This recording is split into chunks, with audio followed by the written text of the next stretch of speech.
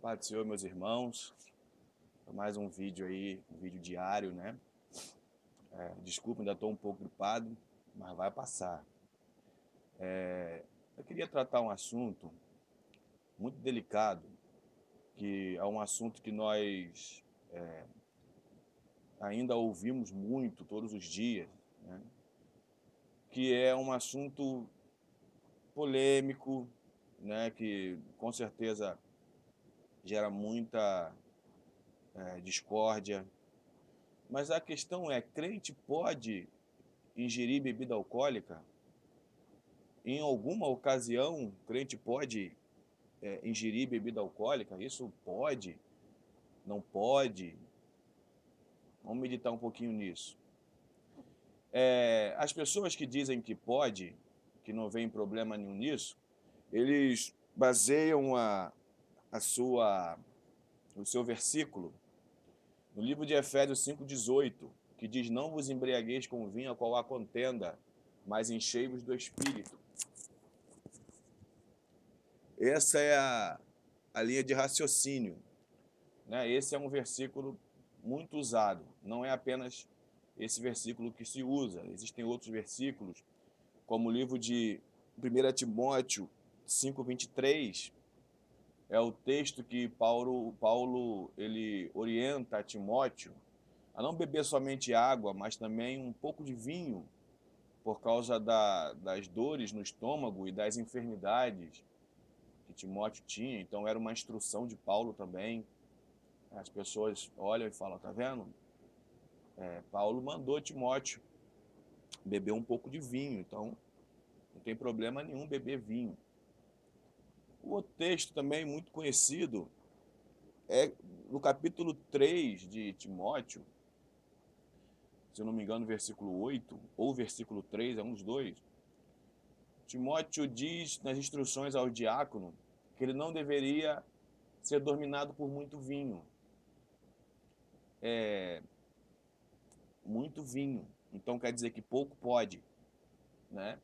Esses são os textos que, que são usados. Eu gostaria de primeiro explicar o primeiro, né? Que é Efésios 5,18. Não vos embriagueis com vinho a qual há contenda. Se isso me dá base para eu poder beber pouco, existe uma condição aqui, porque se ao invés de vinho a palavra fosse matar, não mate, e não tivesse uma outra maneira exposta sobre o assunto, então as pessoas que entendem que pode beber pouco entenderiam que matar não pode, mas espancar pode. Só para se refletir. Outra coisa que esse versículo ele me faz pensar muito é a maneira como Paulo se refere no fim da primeira frase. Não vos embriagueis com o vinho, o qual há contenda. De quem, de quem Paulo está atribuindo que há contenda? Ele está atribuindo ao vinho. Não vos embriagueis com o vinho, no qual há contenda. E a orientação dele, mas enchei-vos do Espírito. Então, para mim, esse versículo não é um versículo que me orienta a dosagem que eu posso ingerir, mas me orienta que o vinho que eu estou ingerindo, nele tem contenda.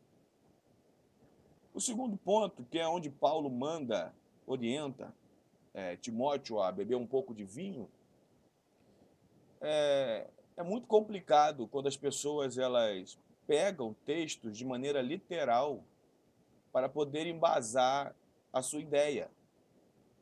E não meditam no contexto ou não meditam no que tem ali. Na verdade, a medicina, na época de Timóteo, de Paulo, de Jesus, era algo muito retrógrado. Eram plantas, ervas, sucos, compostos. Eu acredito que se hoje Paulo tivesse que dar o mesmo conselho a Timóteo, ele mandaria Timóteo procurar um gástrico, um endocrinologista, ou alguém da área específica para cuidar da doença de Timóteo. Como o vinho é também algo medicinal, e há de convir que o vinho, qual a Bíblia está tratando aqui, não é o vinho que nós temos hoje, com alto teor alcoólico, nós temos aqui um impasse. Paulo não está mandando Timóteo beber. Paulo está receitando um remédio. Não é bebe vinho, é um remédio. O terceiro ponto, os diáconos devem não ser apegados a muito vinho. O vinho aqui é colocado como algo negativo, irmãos. Porque no primeira parte do versículo, a Bíblia manda assim: sejam dignos, os diáconos. Diáconos, sejam dignos e homens de palavra. Esse é o primeiro ponto, primeira parte do versículo, que é a parte positiva. A parte negativa é: e não apegados ao vinho e não apegados ao dinheiro. Não apegados a muito vinho e não apegados a dinheiro. Então, quer dizer, existe um contexto. E a outra coisa, no que diz respeito a vinho, vinho era sinônimo de fartura. Se você for ler o livro de João capítulo 2, você vai entender o problema que era numa festa de casamento o vinho se acabar. Vinho era sinônimo de que você tinha condição financeira para manter a sua casa, manter a sua família. Então é uma coisa cultural aqui, não é como eu vou num bar ou num botequim e compro lá uma dose de alguma coisa, inclusive uma dose de vinho. É algo totalmente diferente. Por isso que eu sou contra o crente beber qualquer tipo de bebida alcoólica, ingerir qualquer tipo de bebida alcoólica. E eu vou dar agora exemplos bíblicos e um exemplo realmente de raciocínio, ok? O exemplo bíblico está no livro de Provérbios, capítulo 21, capítulo 22. Nesses capítulos bíblicos, a Bíblia manda nem se tocar em bebida. Nem se tocar. O segundo exemplo é o exemplo do próprio patriarca Noé. Você vai ver no livro de Gênesis, capítulo 9, que ele planta uma vinha e ele fica completamente possuído pela vinha, ele fica embriagado. E você vai ver que isso resulta até numa maldição. Isso é terrível. O terceiro ponto que eu gostaria de destacar é o que está registrado no livro de 1 Coríntios 6, versículo 10, que lá diz que os bêbados, eles não irão para o reino de Deus. E eu sei que talvez você esteja falando, irmão, mas bêbado é outro nível. Você vai brincar, irmão? Você acha que você tem condições de controlar esse tipo de procedimento? Você acha que você tem condição de controlar? Se não for o Espírito Santo de Deus na sua vida, você não controla nem as suas palavras, quanto mais os seus impulsos. E quando a Bíblia fala que os bêbados não herdarão o reino de Deus, é porque a Bíblia ela não descreve o alcoolismo como uma doença, embora a sociedade brasileira e a sociedade mundial descrevam o alcoolismo como uma doença. A Bíblia descreve o alcoolismo como uma idolatria. E você vai entender isso melhor quando você começar a entender por que as pessoas bebem. As pessoas bebem, né, os alcoólatras, aqui eu estou sendo uma classe bem específica, ela bebe para ser uma outra pessoa. Ela vê na bebida a condição de mudar de personalidade. Você vai ver que a pessoa bebe, ela fica violenta. Quando ela não está bêbada, ela está sóbria, ela simplesmente é uma pessoa amável. Mas bebe, fica violenta. Bebe, tem traços homossexuais. A pessoa é um falante, fala muito. Quando bebe, fica mudo. A mulher é uma mulher de índole, uma mulher tranquila, mas quando bebe, vira vulgar. Entre outras coisas.